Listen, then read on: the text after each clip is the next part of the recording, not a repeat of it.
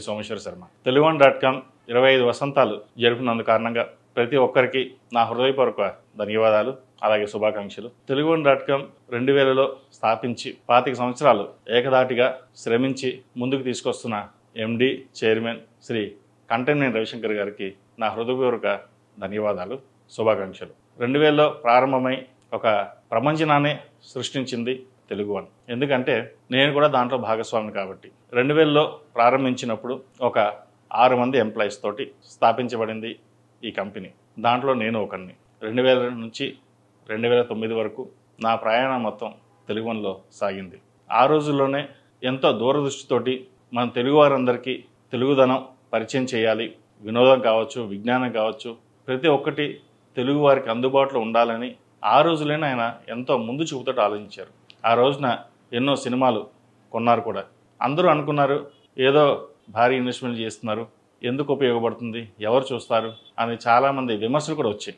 అటువంటి విమర్శలను లెక్క చేయకుండా భవిష్యత్తు బాగుంటుంది, ఇదే భవిష్యత్తు అని ఒక ఆలోచనతోటి రావడం అనేది ఎంతో సంతోషకరం. ఎందుకంటే తెలుగువారి కోసం ఇంతగా పాటుపడే వ్యక్తి శ్రీ కంటెనేని రవిశంకర్ గారు. మహానుభావుడు. నిజంగా చెప్పాలంటే ఒక అడ్మినిస్ట్రేషన్ ఎలా ఉండాలి అన్నది ఆయన చూసి నేర్చుకోవాలి.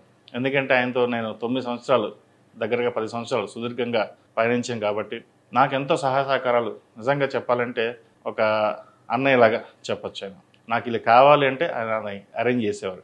అటువంటి మహనీయుడు అని చెప్పచ్చు, గొప్ప లీడర్ అని చెప్పచ్చు.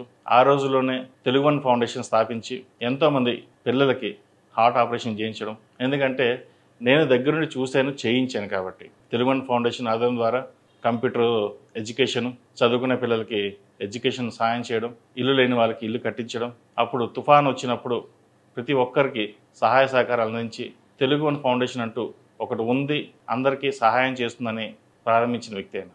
అలాగే కిడ్స్ వన్, చిన్నపిల్లలకి ఆలంటూ ఏంటో యూఎస్లో ఉన్న ప్రతి ఒక్కరు నేర్చుకోవాలి, మన తెలుగుదనాన్ని ఉట్టిపడేలా ఉండాలి అని ప్రపంచవ్యాప్తంగా చాటి చెప్పిన మనిషి అయినా.